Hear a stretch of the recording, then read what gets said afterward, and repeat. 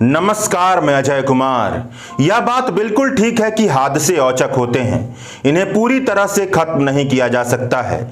इसलिए हादसों के वक्त सरकार से सवाल पूछने का मतलब यह नहीं होता है कि गैर जिम्मेदाराना बात की जा रही है, बल्कि सरकार से सवाल पूछने का मतलब यह होता है कि पूरी जिम्मेदारी के साथ सरकार से यह बात पूछी जा रही है कि क्या उपलब्ध उपायों को अपनाया गया जिसकी वजह से हादसा होने की संभावना बहुत कम हो जाती है। क्या सिस्टम और ढांचा ढंग से काम कर रहा है ताकि हादसा ना हो। ओडिशा के बालासोर में हुए भयानक रेलवे दुर्घटना की तस्वीरों और वीडियो को देखिए। अब तक तकरीबन 261 लोगों के मरने की खबर आ रही है और तकरीबन 900 लोग घायल हुए हैं। अब तक के रेलवे के इतिहास में हुई 4 बड़ी दुर्घटनाओं में यह रेलवे दुर्घटना भी शामिल हो चुकी है। जानकारों की माने तो इस भयानक रेलवे दुर्घटना के पीछे का प्रारंभिक कारण क्या है, इस पर अभी तक कोई ठोस जानकारी हासिल नहीं हुई है। सूत्रों के हवाले से खबर चल रही है कि सिग्नल फेल होने की वजह से हादसा हुआ है, मगर इसके बावजूद बात यह है कि रेलवे के कामकाज में ऐसी कई गहरी खामियां हैं जिनकी तरफ सरकार ध्यान नहीं दे रही है, जिसका नतीजा यह निकला है कि तकरीबन 250 से ज्यादा लोगों की मौत की खबर आ रही है। यह भयानक रेलवे दुर्घटना उड़ीसा के बालासोर जिले के बहनागा बाजार स्टेशन के नजदीक 2 जून यानी शुक्रवार के शाम तकरीबन 7 बजे के आसपास की है। रेलवे अधिकारियों ने बताया कि पहले शालीमार चेन्नई कोरोमंडल एक्सप्रेस पटरी से उतर गई। इसके कुछ डिब्बे दूसरी पटरी पर पलट गए। दूसरी तरफ से आ रही यशवंतपुर हावड़ा एक्सप्रेस इनसे टकरा गई। इसके बाद दोनों ट्रेनों की कई बोगियां पटरी से उतर गईं। ये बोगियां दूसरे ट्रैक पर खड़ी मालगाड़ी से जा भिड़ी। कोरोमंडल एक्सप्रेस का इंजन और कुछ बोगियां मालगाड़ी के ऊपर चढ़ गईं। मीडिया में छपी खबरों के मुताबिक अब तक इन ट्रेनों की तकरीबन 17 बोगियां रेलवे की पटरी से उतरने की खबर आ रही है। सरकार और रेलवे कोई भी अभी तक स्थिति में नहीं पहुंचा है कि यह बताए कि इतनी बड़ी रेलवे दुर्घटना के पीछे प्रारंभिक कारण क्या था। जिन लोगों ने इतना भयानक हादसा देखा है उनके कुछ बयान मीडिया में छपे हैं। उनके मुताबिक टक्कर इतनी भीषण थी कि खिड़कियों के कांच टूट गए और करीब 50 लोग बाहर जाकर गिर गए। लोग रोते बिलखते हुए रात भर अपने परिवार को खोज रहे थे। किसी के सर दिखे तो किसी की टांगे दिखी, कोई बिना धड़ के दिखा। किसी का चेहरा खराब हो चुका था, किसी की आंखें अंधे हो चुकी थी। वहां का नजारा इतना भयानक था कि वह दृश्य जिंदगी भर याद रहेगा। जहां तक बचाव का काम है तो कल रात से ही जारी है। बाकी इस तरह के हादसों के बाद जिस तरह की सरकारी प्रतिक्रिया होती है वह प्रतिक्रिया भी आ रही है। केंद्रीय रेल मंत्री अश्विनी वैष्णव भी वहां जाकर अच्छी खासी फोटो खिंचवा चुके हैं। प्रधानमंत्री नरेंद्र मोदी भी वहां शाम तक पहुंच चुके हैं। केंद्रीय मंत्री अश्विनी वैष्णव ने मारे गए लोगों के परिवार को 10 लाख रुपए, गंभीर रूप से घायल लोगों के लिए 2 लाख रुपए और चोट लगने वाले लोगों के लिए 50,000 रुपए देने का ऐलान किया है। इंडियन एक्सप्रेस में सूत्रों के हवाले से खबर छपी है कि कोरोमंडल एक्सप्रेस को निर्धारित मुख्य लाइन से गुजरने के लिए हरी झंडी दी गई थी और फिर सिग्नल बंद कर दिया गया था, लेकिन ट्रेन लूप लाइन में घुस गई, खड़ी मालगाड़ी से टकरा गई और पटरी से उतर गई। इसी दौरान डाउन लाइन पर यशवंतपुर से सुपरफास्ट एक्सप्रेस ट्रेन आ गई, उसके 2 डिब्बे पटरी से उतर गए। यही हादसा का कारण बना, मगर ध्यान में रखना है कि यह सब सूत्रों के हवाले से छापी गई खबर है। अभी साफ तौर पर अधिकृत अधिकारियों के माध्यम से हादसे का प्रारंभिक कारण नहीं बताया गया है, मगर हादसे के प्रारंभिक कारण भी ढांचागत और सिस्टमैटिक खामियों की वजह से जन्म लेते हैं। तो रेलवे में मौजूद उनकी गहरी खामियों को भी देख लेते हैं जो बड़े हादसों के लिए जिम्मेदार होते हैं। रेलवे विभाग का कहना है कि इस रूट पर एंटी कॉलिजन सिस्टम नहीं था। मोटे तौर पर समझिए तो एक ऐसा सिस्टम जिसकी मौजूदगी होने से ट्रेनों के बीच भिड़ंत की से हादसों की संभावना 90% से ज्यादा कम हो जाती है।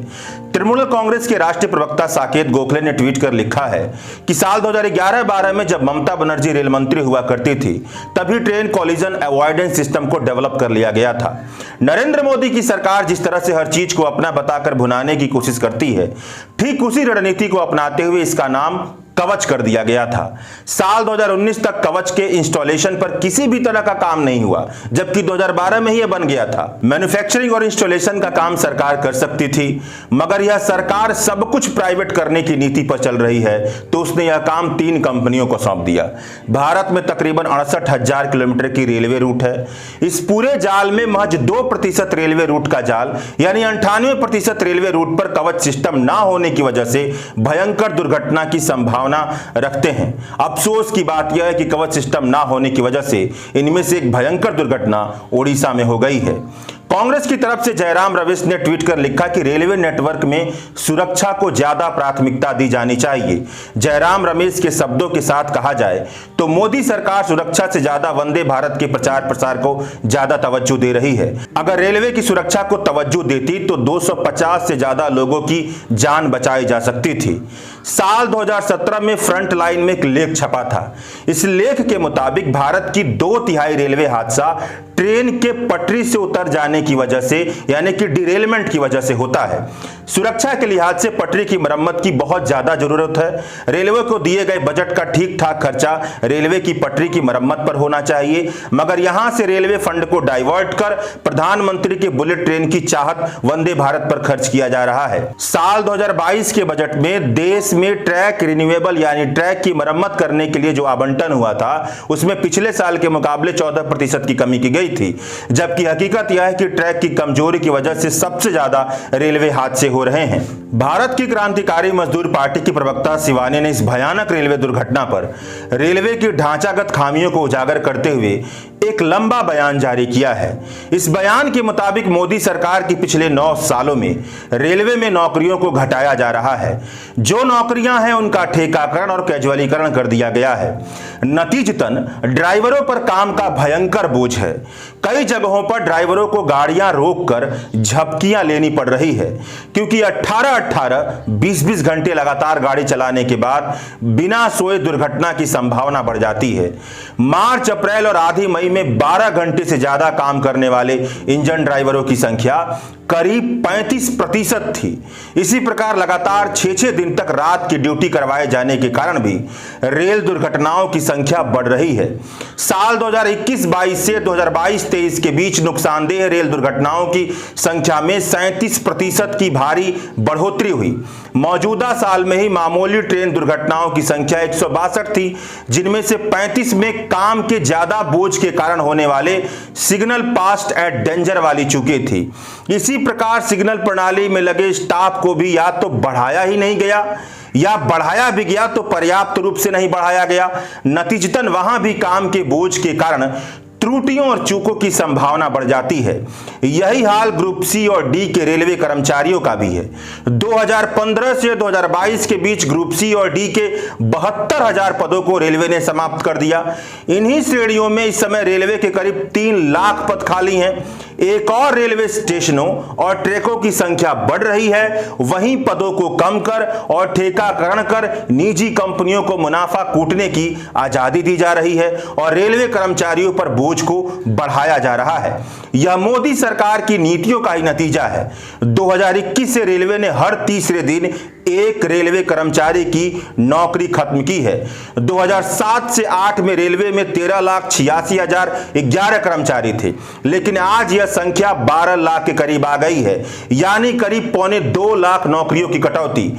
वहीं 2009 से 2018 के बीच रेलवे में खाली होने वाले करीब 3 लाख पदों को नहीं भरा गया है। मोदी सरकार आने के बाद 2014 में 60,774 लोग रिटायर हुए, लेकिन भर्ती हुए 31,805 की। उसी प्रकार 2015 में 59,960 कर्मचारी रिटायर हुए, लेकिन भर्ती हुए मात्र 15,191 की।